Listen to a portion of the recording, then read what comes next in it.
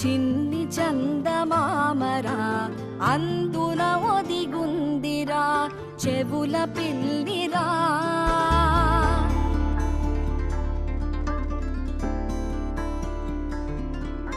నీడ నీలి దీవిలో నీటి మీద మెరిసెరా ఆ వెన్నెల కాంతిలో కూర్మముందిరా.